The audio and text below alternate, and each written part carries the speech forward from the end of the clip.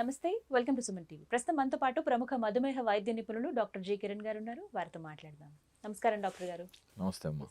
Diabetes patients కి ఎలాంటి food మంచిది? ఇందులో భాగంగా మనం రకరకాల ఫ్రూట్స్, వెజిటబుల్స్ వీటన్నిటి గురించి డిస్కస్ చేస్తున్నాం. ఇందులో భాగంగా జాక్ ఫ్రూట్, పనసపండు ఇప్పుడు ఎక్కడ చూసినా మార్కెట్లో అవైలబుల్ ఉన్నాయి. చక్కగా ఒక డజన్ ఇంత అని చెప్పి అమ్ముతూ ఉన్నారు. మంచి స్వీట్నెస్ ఉంటుంది సార్, తినగానే మనకి తెలిసిపోతుంది, ఎంజాయ్ చేస్తాం మనం. బట్ అవి ప్రత్యేకించి డయాబెటీస్ పేషెంట్స్కి పనసపండు ఎంతవరకు మంచిది అంటారు? తీసుకోవచ్చా అసలు? పనసపండు అనేది కొంచెం హై గ్లైసిమిక్ ఫ్రూట్ కింద వస్తుంది.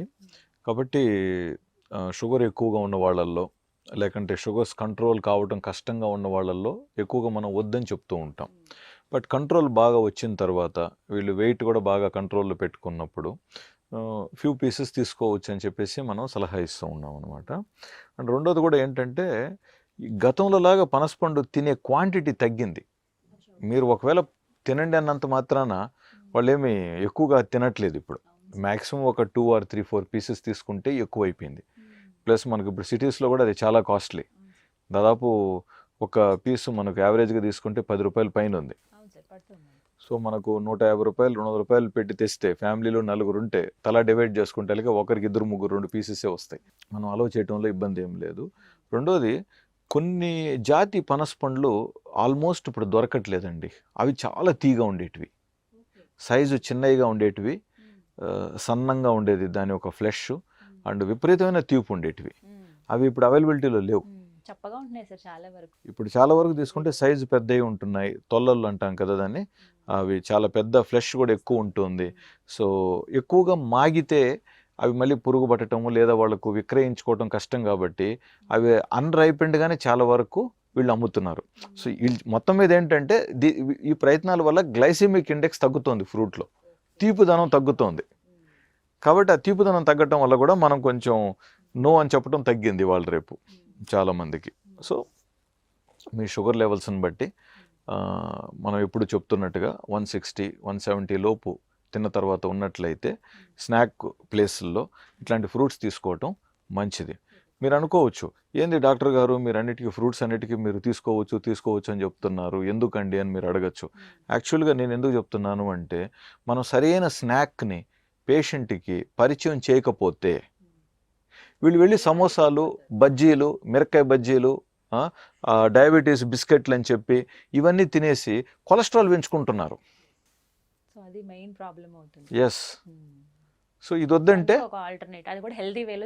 అందుకనే. సో ఆ కొలెస్ట్రాల్ పెంచుకున్నా కూడా చివరికి మళ్ళీ అదే ప్రమాదమే కదా. సో కాబట్టి ఇట్లాంటివి మనం కొంచెం ఎంకరేజ్ చేస్తే అరుగుదల బాగుంటుంది, గ్యాస్ట్రైటిస్ ఉండదు. షుగర్ లెవెల్స్ని మనం ఇంకొంచెం వ్యాయామం ద్వారా వీళ్ళకి క్యాలరీస్ ఖర్చు అయ్యే సలహాలు కూడా చెప్పుకోవచ్చు. నెక్స్ట్ వేరే రకమైన కార్బ్ ఏదైనా కావాలంటే కట్ డౌన్ చేయొచ్చు. సో మనిషిని సంతోషంగా పెట్టగలిగే ప్రయత్నాలలో కొన్ని ఫ్రూట్స్ తిన్నప్పుడు మనం ఎప్పుడు చెప్తూ ఉంటాను, ఒకలాంటి తృప్తి, ఒక సంతోషం మనిషిలో కలుగుతోంది కాబట్టి మనం కొన్ని ప్రోత్సహిస్తున్నాం. ఇప్పుడు ఎగ్జాక్ట్లీ. ప్లస్ ఇప్పుడు ఈ సీజన్లో ఈ మంచి సీజనల్ ఫ్రూట్ పలానా వ్యక్తి అస్సలు తినకుండా గడిపేశాడు అనుకుందాం. ఏదో పెద్ద సాధించేసినట్టు, త్యాగమూర్తి అన్నట్టు ఇంకొక ఫీలింగ్ కదా. అంటే చాలా కష్టంతో వాళ్ళు త్యాగం చేశాను అంటే ఆ అర్హత నేను కోల్పోయాను అని చెప్పి కాస్త దుఃఖం చెందుతున్నారండి. అది ఎగ్జాక్ట్లీ. సో ఎందుకు మనిషిని నిరుత్సాహపరచాలి? ఫ్యూ పీసెస్ చిన్న టైము తీసుకుంటే అయినా కూడా ఇప్పుడు పన్ని కట్టుకొని రోజు కొనరండి. మనం ఇక్కడ ఓకే చెప్పినంత మాత్రాన ఇప్పుడు రోజు వెళ్ళేసి కొనుక్కొని తింటారని నేనైతే అనుకోవట్లేదు. ఆ వారంలో 1-2 సార్లు ఎక్కడో చోట దొరుకుతాయి, బండి ఆపి తీసుకోవటము, ఏదో 2 సార్లు తింటారు, 2-3 వీళ్ళు తినేశారనుకోండి తృప్తిగా ఫీల్ అవుతారు, they feel happy for it. కాబట్టి ఇస్తున్నాను. సార్ ఇందులో మనం ప్రతిదానికి మనం ఎక్స్ట్రా బెనిఫిట్స్ కూడా చూస్తున్నాం కాబట్టి ప్రతి ఫ్రూట్ అలాగే వెజిటబుల్లో పనసకాయ అనగానే అక్కడి వరకు ఆగదు. పనసపట్టు కూరలన్నీ, పనసపట్టు బిర్యానీలని చేస్తూ ఉంటారు. సో మనకి జాక్ ఫ్రూట్లో ఇవి కూడా అదనంగా ఉన్నాయి. సో అవి ఎంతవరకు కరెక్ట్? చాలా బెస్ట్ అండి. అసలు చాలామంది అసలు గింజలను పడేస్తూ ఉంటారండి. అసలు చాలా బాధ వేస్తుంది. ఒక పనసపండు గింజ 4 బాదం పప్పులతో సమానం. అవునా? ఎస్. ఓకే. 2 జీడిపప్పులతో సమానం. అది కాల్చుకొని మీరు కాల్చుకొని తినచ్చు, ఆయిల్ అక్కర్లేదు. ఉడకబెట్టుకొని తినచ్చు, కొంచెం పప్పుల పొడి చల్లుకొని ఆయిల్ అక్కర్లేదు, దాన్ని పులుసు రూపంలో తీసుకోవచ్చు, అద్భుతంగా ఉంటుంది. బంగాళదుంపకి ఇది మంచి ఆల్టర్నేటివ్. పనసపిక్కల కూర అని అంటారు. ఎగ్జాక్ట్లీ. ఈవెన్ కొంతమంది నాన్ వెజ్ కర్రీస్లో కూడా దీన్ని గింజల్ని కట్ చేసి వేసుకుంటూ ఉంటారు. సో అది బాగుంటుందండి, పిల్లలకు కూడా చాలా మంచిది, చాలా మంచిది. ఇందులో ప్రోటీన్ కూడా ఉంటుంది కాబట్టి చాలా మంచిది. సో దయచేసి ఎప్పుడు కూడా పనస పండు తిన్న తర్వాత సీడ్స్ని పడేయకండి, అవి ఏదో ఒక రూపంలో మీరు యూస్ చేసుకోవటానికి ప్రయత్నించండి.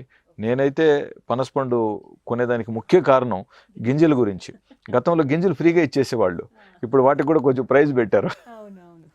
సో గింజలు పొట్టు సార్, పనస పొట్టుతో డెఫినెట్గా అది పచ్చికాయతో చేస్తారు కాబట్టి అది ఎలాగో లో గ్లైసిమిక్ ఇండెక్స్లోనే ఉంటుంది కాబట్టి దాంతో బిర్యానీ కానీ దాంతో కూరలు కానీ కూడా చేసుకోవచ్చు.